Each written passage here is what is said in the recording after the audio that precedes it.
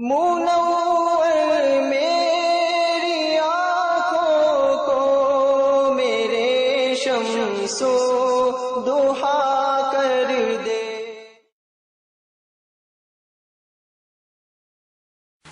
This subject today that we will cover is regarding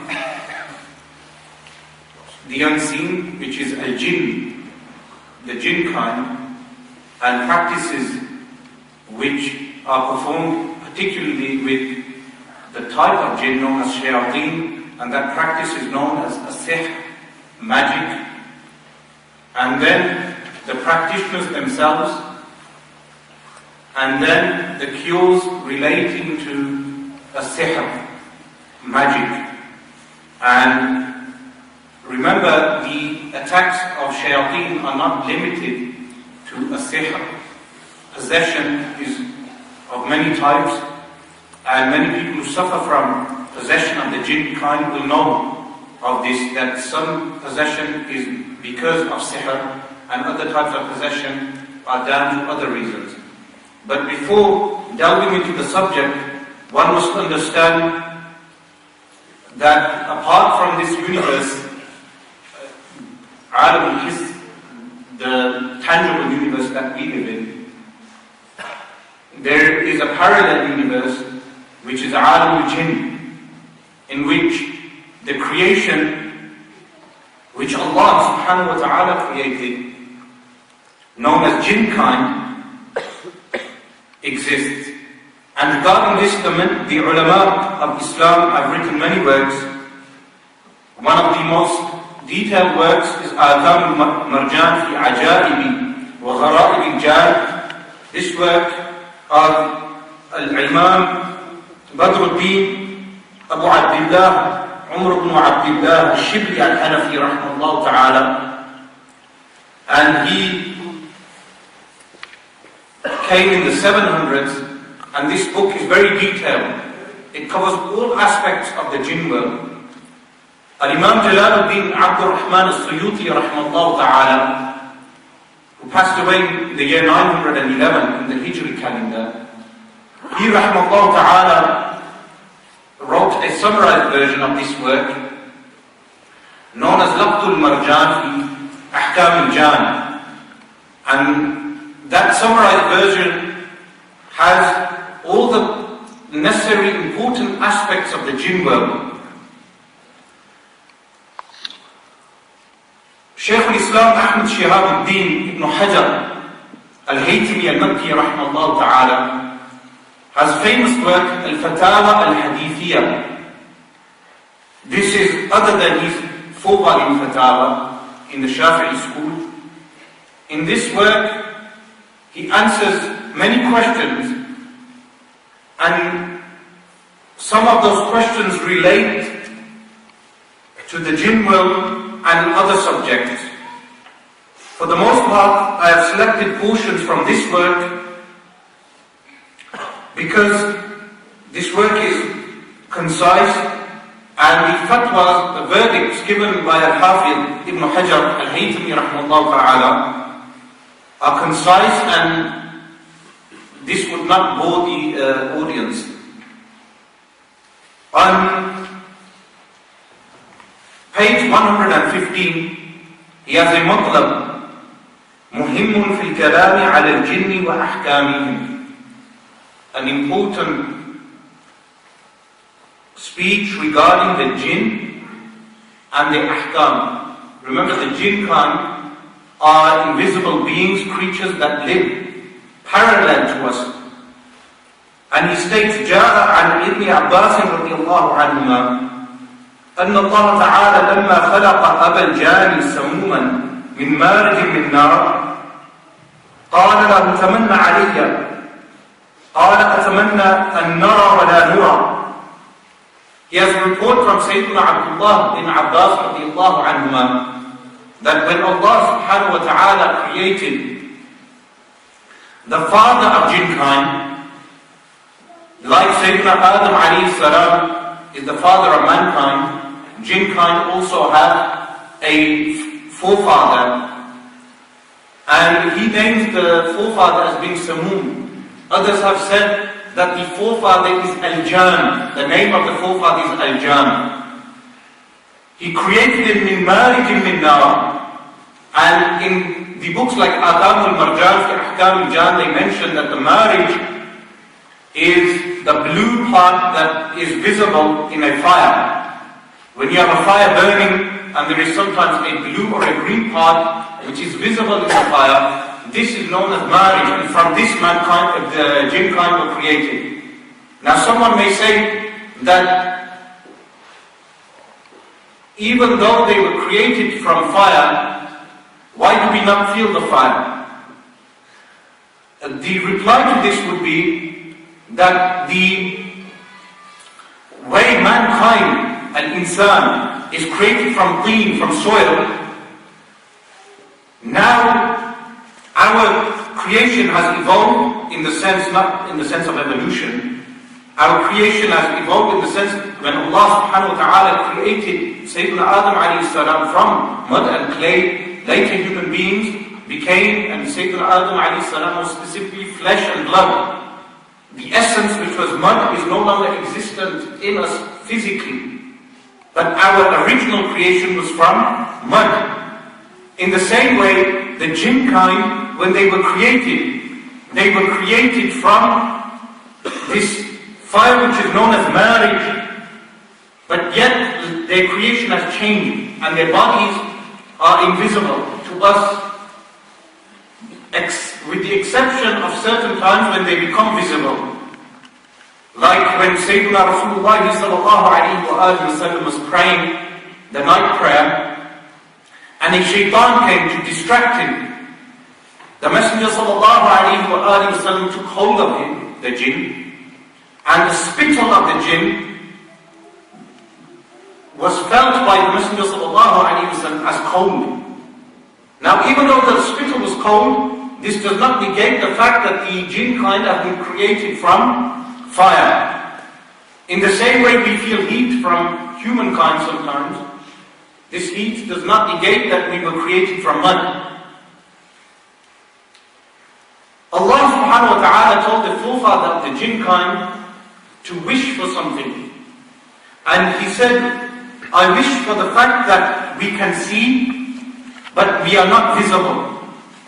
وَأَنْ نَغِيبَ فِي الثَّرَى وَيَسِيرُ كَهْلُنَا شَابًا فَأُعْتِيَ ذَلِكَ. He asked for a few more things. One of those things was that we can live under the depths of the earth. And this is why you will find that jinn kind, they live under the depths of the earth. Some of the cases of possession which have been brought to my notice, the person who is possessed will see the jinn kind living in caves and living underground when they are taken to those places in visions. And no jinn dies except that jinn becomes young again. So they live very long, but when the time for them to die comes, they pass away and they have returned to their youth. Kahl. And they were given this. So Al-Imam Ibn Hajar states, فَهُمْ يَرَوْنَ وَلَا يُرَوْنَ. They can see but they are not visible. وَإِذَا مَاتُوا غَيَّهُ فِي الثَّرَى. And if they die, they go under the ground. This also happens when they are alive, because there are caves which is mentioned that the jinn kind, when they came to the Messenger sallallahu alaihi wasallam, the Messenger sallallahu alaihi wasallam chose for the believers a region for them to live in, and chose for the disbelievers a region for them to live in.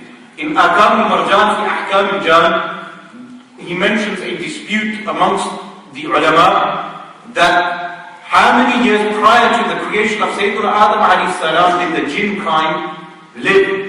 And one of the sayings is 2,000 years prior to Sayyidina Adam alayhi salam. They were created. And there are other sayings also. And the jinn kind also heard the message of Rasulullah sallallahu alayhi wa sallam and heard Al-Quran al-Kareem. Some of them accepted Islam and others rejected Al-Islam. Now, Al-Qadi Abu Ya'la al-Farra states, Al-Jinnu ajsamun mu'allafatun wa ashkhasun mumathalatun, that the jinn kind have bodies. They do have bodies, even though those bodies are not visible to us. وَيَجُوزُ كَوْنُهَا كَثِيفَةً وَرَقِيقَةً. It is possible for those bodies to become solid at times, and it is possible for those bodies to remain invisible. And most of the time they are invisible. This will tell us why the jinn kind, which is mentioned in the hadith of Rasulullah sallallahu alaihi wasallam, that when a man sleeps at night and misses the Fajr prayer, the shaitan will sleep in his nose. Now, how can someone conceive of something sleeping in his nose? The reason is that the shaitan does not have a body like our bodies. It is more closer to something like electricity.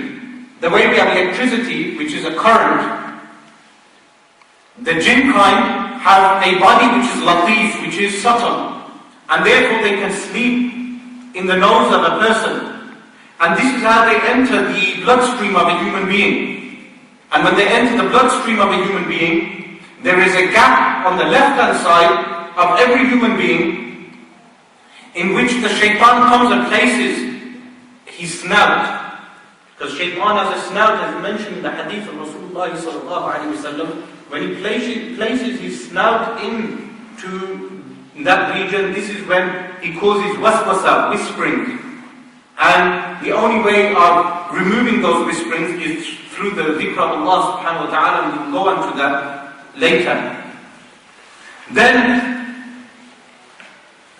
he states further down that Rasulullah sallallahu alayhi wa sallam said, as narrated by Ibn Abi al-Dunya and Al-Hakim al-Tirmidhi and Abu Shaykh Ibn Mardaweh, that the Messenger sallallahu alayhi wa sallam said, خلق الله الجن ثلاثة أصناف صنف حيات وعقارب وخشاش الأرض وصنف كالريح في الهواء وصنف عليهم الحساب والعقاب.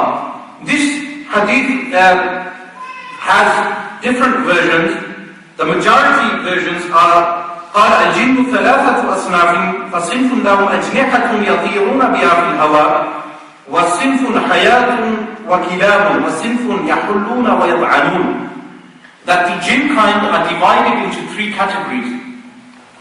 A kind that has wings and flies. This type of jinn lives in the skies. And this, on the Laylatul Isra wal Mi'raj, when Rasulullah sallallahu alayhi wa sallam went on the night journey, Rasulullah sallallahu alayhi wa sallam saw the skies covered with creatures, and he asked Sayyidina Jibreel alayhi salam, what is this? And Sayyidina Jibreel alayhi salam said, this is the jinn kind that cover the skies from the eyes of mankind, in order that they do not look at the creation of Allah subhanahu wa ta'ala, meaning the stars and the universes and the galaxies. This is a particular type of jinn that lives in the skies. And this explains many of the UFOs, unidentified flying objects which people see. Many of those unidentified flying objects may well be the jinn kind, the type of jinn that live in the skies. And this is one type. Then a second type which is mentioned is a type which is like snakes and dogs. This is the form that they take. This is why when the sahirin, the magician, perform their magic, one of the forms which the jinn will take in order to listen to the command of the magician is the form of dogs, and sometimes the form of snakes. And a third type which is mentioned is the type upon which the hisab, meaning the resurrection and the judgment, will take place upon on the day of judgment. But this hadith, even though it mentions three types, this is not to say that there are not other types. This is why the general categorization of jinn cannot be limited to a few categories. And if you look at the books of like Ihya-ul-Islam and other books, they mention different categories of the jinn kind, and they take different forms.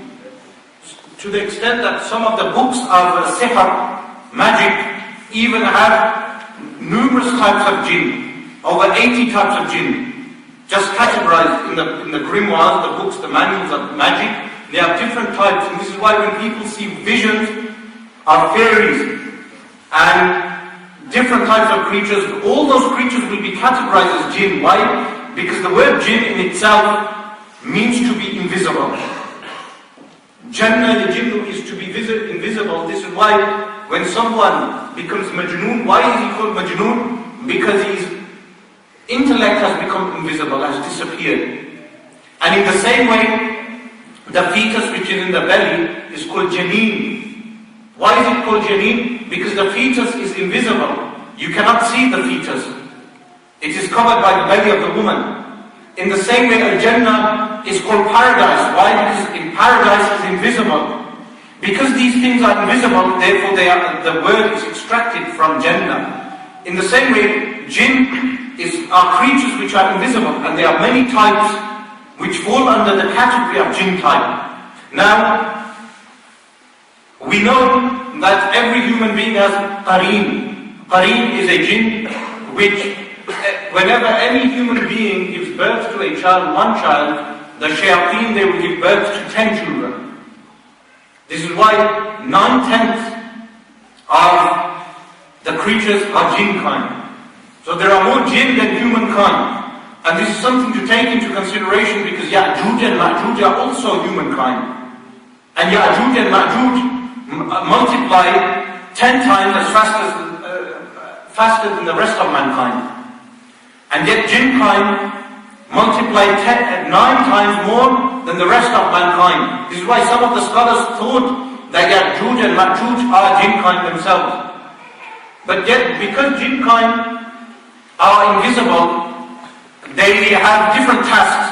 And some of the hadith, like the hadith in Al-Tirmidhi mentions that, for instance, there is a type of jinn which causes whisperings, waswasa, for wudu. When someone performs wudu, they may have whisperings of shaitan. The shaitan may cause whisperings for them that they have not performed wudu, ablution correctly. And then they will consider themselves to have not performed wudu correctly and then go back. The ulama mention under this, and you can see this in Laqtul Marjan of Al-Imam Suyuti, that the jinn that cause the waswasa of wudu are the first type of waswasa which will occur for a person. After this, the waswasa will get worse. And initially they start from the wudu. And the shaitan that causes the waswasa of wudu is one of the worst type of shaitans. Remember, not all jinn kind are shayateen. In the same way, not all human beings are shayateen. Shayateen are a particular type of jinn and particular type of ins, human beings. The word shaytan is in the meaning of ba'uda, to move far away.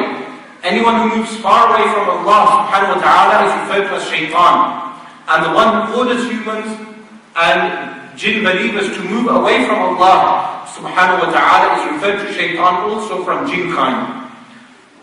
And Imam Ahmad and Imam Muslim and At-Tirmidhi narrate from Sayyidina Abdullah bin Mas'ud radiyallahu anhu أنه صلى الله عليه وآله وسلم لم يصحب أحد ليلة الجن وإنما افتقدوه ذات ليلة فباتوا بالشر ليلة. That the night of the jinn, this is known as Laylatul Jinn. This is the night in which Rasulullah sallallahu alayhi wa alihi wasallam went out to meet the jinn and invite them to Al-Islam. The companions radiallahu anhu realized that Rasulullah sallallahu alayhi wa sallam was not present, and this was a bad night for them. Why? Because they did not know where Rasulullah sallallahu alayhi wa sallam had gone to. فَلَمَّا أَصْبَحُوا فَإِذَا بِهِ وَيَجِيءُ مِنْ قِبَلِ حِرَاءٍ. When the morning came, they found Rasulullah sallallahu alayhi wa sallam coming from the direction of Hira.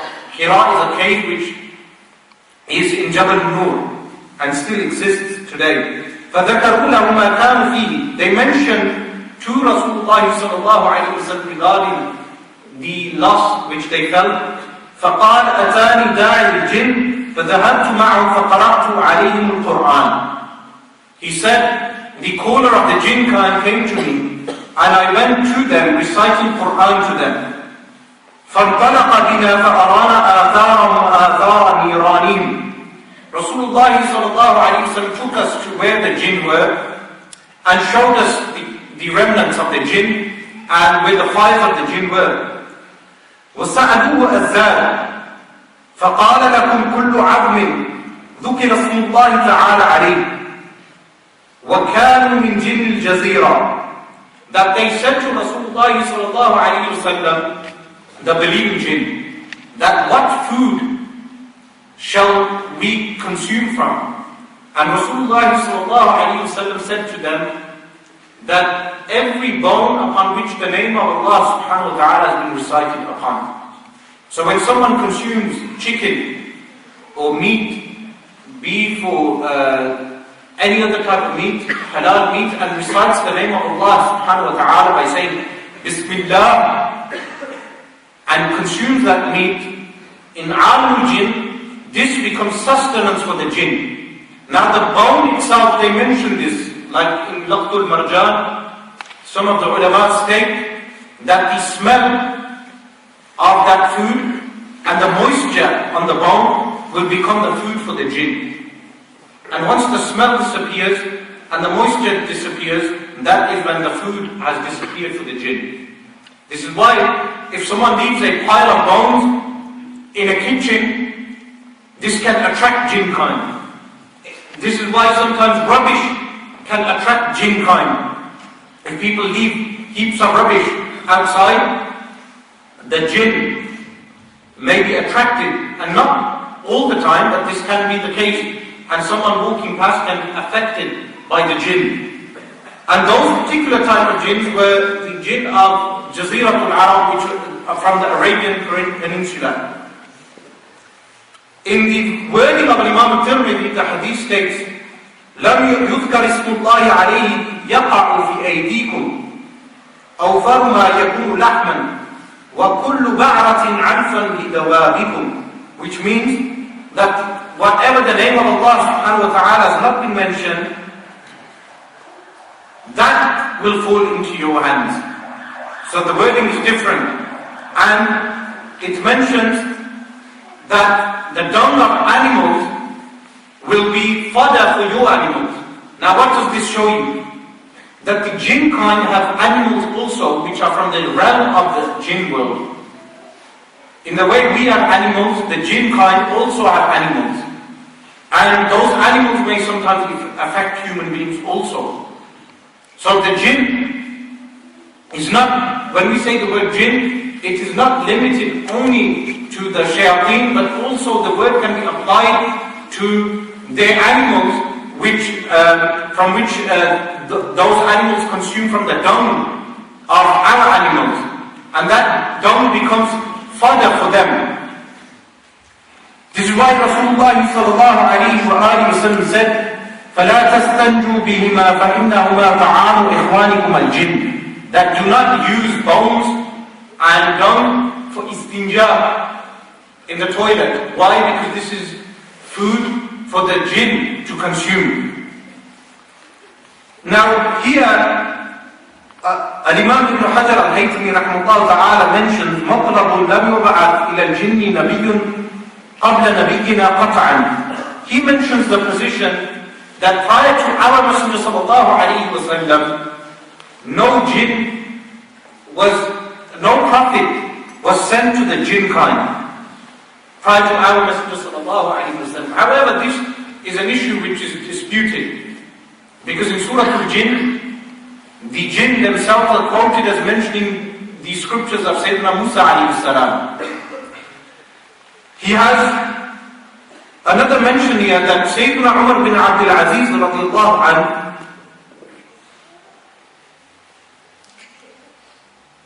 once buried a man from jinn kind. He states, أخرج البيهقي أن عمر بن عبد العزيز رأى حية ميتة وهو قاصد مكة حفر لها وكفنها في خرقة ودفنها. That Umar bin Abdul Aziz radiallahu anhu saw a snake that was dead, and he was intending to go Makkah al-Mukarramah. He dug a hole, shrouded the snake, and buried it. فسمع قائلا يقول, he heard someone say, رحمك الله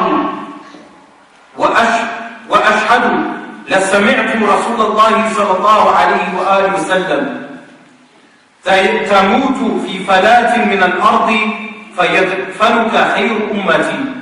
فقال له عمر من أنت رحمك الله؟ قال أنا رجل من الجن وهذا سرق ولم يبقى ممن بايع رسول الله صلى الله عليه وسلم من الجن غيري وغيره. He states that he heard a voice saying, Allah have mercy upon you, meaning Allah have mercy upon the jinn that have died. I heard the Messenger of Allah sallallahu alaihi wasallam say, you will die in a desert and no one will bury you except the best of my nation. Umar bin Abdul Aziz radiallahu anhu said, who are you, may Allah have mercy upon you? He said, I am a man from the jinn, and this is Saraq. And no one who gave allegiance to the Messenger sallallahu alaihi wasallam remains except from the jinn, except me and him. And I bear witness that I heard the Messenger sallallahu alaihi wasallam say that he will die in a desert and the best of my nation shall bury him. This shows us that sometimes the jinn kind will take a physical form, but for the most of the time they are hidden. And here he has a chapter which is very important, which mentions هل تجوز مناكحة الجن أم لا? Is it possible to marry jinn kind or not? This is because some people marry jinn women, and some men from the jinn kind sometimes may molest a woman from mankind. This can happen, and he has a chapter on this. And he states that those ulama who said this is possible, they took this from the Quran. أَفَتَتَّخِذُونَهُ وَذُرِّيَّتَهُ أَوْلِيَاءَ مِن دُونِي وَهُمْ لَكُمْ عَدُوٌّ. In Surah Al-Kahf, where Allah subhanahu wa ta'ala states, will you take him, meaning shaitan, and his offspring as friends or helpers other than me, and he is for you an enemy, and shaitan is an enemy. And another evidence which they use in Al-Quran Kareem is where Allah subhanahu wa ta'ala states in Surah Al-Rahman, لَمْ يَطْمِثْهُنَّ إِنسٌ قَبْلَهُمْ وَلَا جَانٌ, which means no one had touched the women of paradise prior from mankind or jinn kind, showing that intercourse is possible between jinn and human beings. Now in Lafzul Marjan, Al-Imam Jalaluddin As-Suyuti rahimahullah ta'ala states that some of the Ahnaf, the jurists of the Hanafi school, they said that if a woman has intercourse with a jinn, does she have to perform ghusl? And they said no. The Ahnaf, the jurists of the Ahnaf. The Shafi'is corrected them and said she must perform ghusl, because the same occurs, what happens between a human being happens with the jinn being also. But the Ahnaf say that this ruling falls under the ruling of someone having a dream. In the way someone may see a dream and they do not see any nocturnal emission, and they do not have to perform ghusl, in the same way, if they do not see any nocturnal emission, then they do not have to perform ghusl. But this case is quite common, where women are raped by jinn or men are raped by jinn. And this is possible. And we will go on to this later as to why this takes place. He mentions here also that the most correct opinion is that amongst the jinn kind there is no prophet and no messenger from amongst them. This is the majority opinion. Even though there's no ijma' on this, this is the majority opinion. He states Dahaq, one of the commentators of the Quran, held a divergent opinion.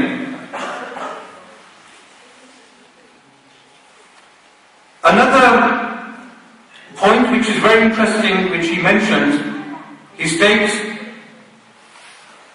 that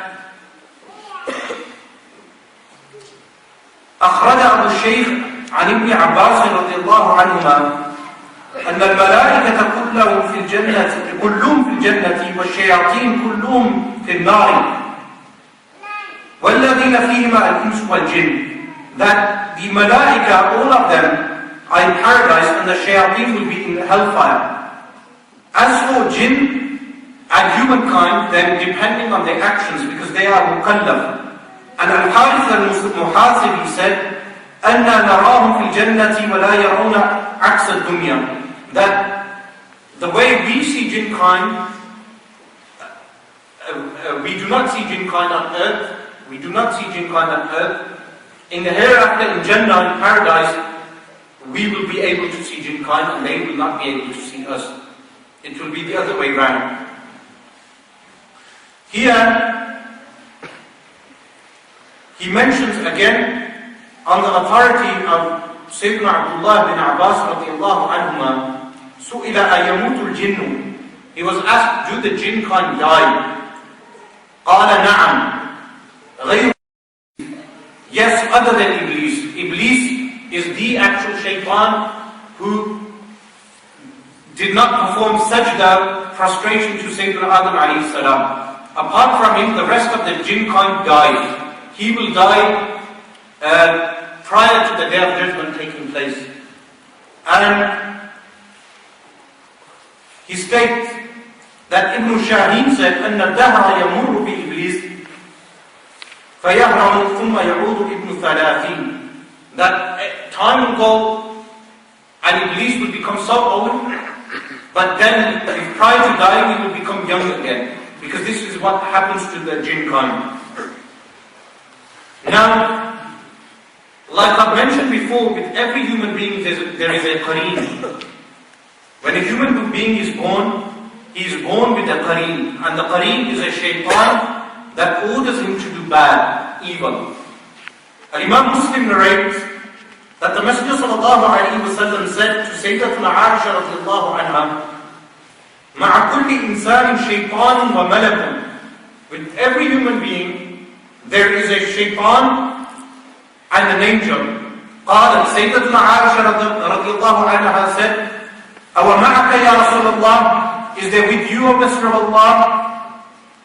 قال نعم ولكن الله أعانني عليه حتى أسلم.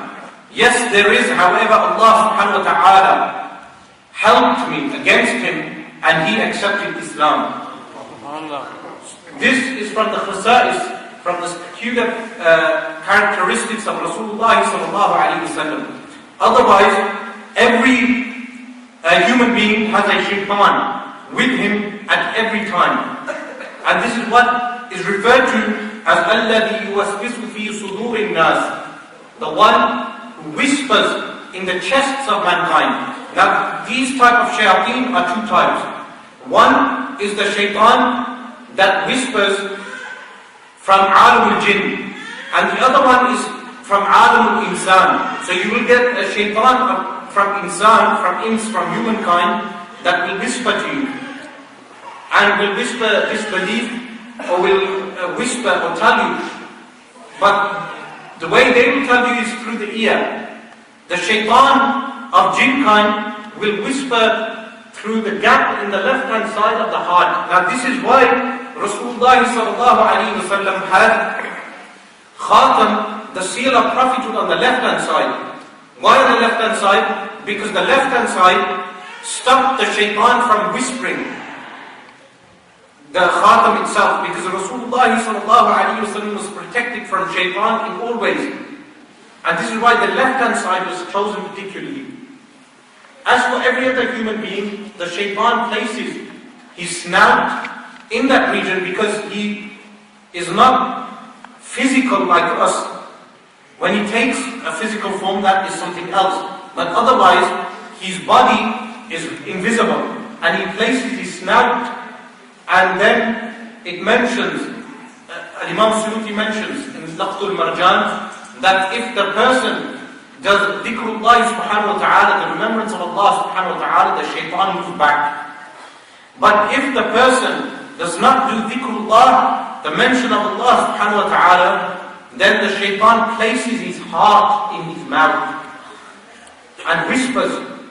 And then those whispers will be embedded in the heart. And this is what causes doubt in the head, in the heart and the head. And this sometimes may lead even to mental issues. Now, one interesting thing which is mentioned regarding wasawis, whispers of shaitan, وجاء عن ابن عباس رضي الله عنهما أن وسواس الرجل يخبر وسواس الرجل فمن ثم يفشو الحديث. That sometimes the qareen of one individual that gives him waswasa will inform the qareen of another individual and give him the waswasa of the other individual. And this took place with Sayyidina Umar radiallahu anhu. Sayyidina Umar radiallahu anhu had a thought and he did not reveal it to anyone. It was a waswasa. And a person informed Sayyidina Umar radiallahu anhu of this waswasa, and Sayyidina Umar radiallahu anhu said, as I mentioned, خَرَجَ بِهِ الْخَنَّاسِ, that the one who has revealed this is Al-Khannas, the Qareen. Now remember, those practitioners of sihr, people who practice sihr, black magic, they know how to control shayateen and qareen. The qareen are themselves. And this, some of them call this the muwakkal, and what they call muwakkalat. Some of them may state that the muwakkal that they control is an angel. But the sahirin, the sahara, people who perform magic, they control their own qareen because they perform certain practices by which they take control of their qareen. And then their qareen is ordered and tasked by them to carry out certain objectives for them. And one of those objectives is taking the wasawis of one individual and then informing them of those wasawis. Now some people may mix this up with kashf unveilings, which spiritual unveilings that people have. With regard to kashf, Al-Imam Abdul Wahhab al-Sha'rani rahimahullah ta'ala states that the kashf unveiling an individual may have, which will tell him the sins of another individual, is referred to as kashf shaitani, a satanic kashf. And if a pious person gets this, then it is a test for him from Allah subhanahu wa ta'ala. In the same way, when a person who has control of his qareen, the hadith states, wukila ilayhi, that tawqeed from Allah subhanahu wa ta'ala is done. The word wukila is used, from which the word muwakkal is taken. And a shaitan is given to him, which whispers to him, wasawis. But when they perform sihr, black magic, they take control of this qareen. And this qareen, then they will perform favors for the qareen, and the qareen will perform favors for them. And this is one of the methods which Al-Imam Ibn Hajar al-Haythami mentions, by which people, fortune tellers and others, can get information from others, and they may call this kashf, but in reality it is not kashf. Now, with regard to jinn, the jinn kind even have courts amongst themselves. They have courts. And Al-Hafidh Ibn Hajar al-Haythami rahimahullah ta'ala mentions that Ibn Asakir mentions in his history أن رجلا دخل بعد الخراب ليبول فيه. A man entered an old building in order to urinate in that building. فإذا حية فقتلها. He saw a snake and he killed the snake. فما هو إلا أن نزل به تحت الأرض. As soon as he killed the snake, he he was taken into the depths of the earth. فَاحْتَوْشَ بِهِ جَمَاعَةٌ فَقَالُوا هَذَا قَتَلَ فُلَانًا. He found a group of people saying, they weren't people, but they were jinn, saying that he killed such and such. فَقَالُوا نَقْتُلُهُ, and they said, we will kill him. فَقَالَ بَعْضُهُمْ اِمْضُ بِهِ إِلَى الشَّيْخِ, take him to the shaykh. فَمَضَوْا بِهِ إِلَيْهِ فَإِذَا هُوَ شَيْخٌ حَسَنُ الْوَجْهِ كَبِيرُ الْلِحْيَةِ أَبْيَضُهَا. They took him to the shaykh. The shaykh was old, beautiful face and white beard. فَقَالَ مَا قِصَّتُكُمْ. The shaykh said to them, what is your story? فَأَخْبَرُوهُ. They informed him. فَقَالَ فِي أَيِّ سُورَةٍ ظَهَرَ. He said, which form did the jinn that he had killed taken? فَقَالَ فِي حَيَّةٍ. They said he took the form of a snake. فَقَالَ سَمِعْتُ رَسُولَ اللَّهِ صَلَى اللَّهُ عَلَيْهِ وسلم يَقُولُ لَنَا لَيْلَةَ الْجِنِّ وَمَنْ تَصَوَّرَ مِنْكُمْ فِي سُورَةٍ غَيْرِ سُورَتِهِ فَقُتِلَ فَلَا شَيْءَ عَلَى قَاتِلِهِ خَلُّوهُ فَخَلُّونِي. That he said that the old man asked them, what form did this jinn take? And they said he took the form of a snake. And then he said, on the night of the jinn, I heard the Messenger of Allah sallallahu alaihi wasallam say, whichever one of you from jinn kind takes the form other than his own real form and is killed, then there is nothing upon his killer. And he said, Khallu, let him go, فَخَلَّوْنِي, and they let me go. So this man, he had killed a jinn and he was taken to Alamul Jinn. And this is also mentioned that it is possible for a human being to be transported from this world into the world of the jinn. This is mentioned by Rasulullah sallallahu alaihi wasallam in the Shama'il of Imam al-Tirmidhi, where Rasulullah sallallahu alaihi wasallam tells us the history of a man known as Khurafa. The word Khurafa means fabrications and tales. And Rasulullah sallallahu alaihi wasallam said, do you know what Khurafa is? He said Khurafa was a man who was taken by the jinn. And when he returned from the world of the jinn, he would inform people of what strange things he saw in the world of the jinn. And people would say, this is Khurafa, this is fabrications or tales. But the original name Khurafa is for an individual who was transported into the world of the jinn. So it is possible for an individual to be taken from this world to the world of the jinn. Now he has here an interesting part, which is it possible for someone to take hadith from the jinn or not? And he mentions the opinion of Ahlul Hadith, the scholars of hadith, that they state some of the ulama did not have an opinion on this, and some of them placed a condition that the jinn must be upright and meticulous, and others said that if he claims to be a companion, he must be upright. But the vast majority of the Ahlul Hadith did not accept hadith from the jinn. Why? Because it is alimul ghayb, the world of the unseen, and cannot be verified for everyone. These are some of the aspects of the world of the jinn which is mentioned. But remember simple things like when entering a house and saying Bismillah ar-Rahman ar-Rahim. Before entering the house, this stops the accompanying jinns from entering the house. These are the simple things for protection. Whenever you enter the house, you say Bismillah ar-Rahman ar-Rahim.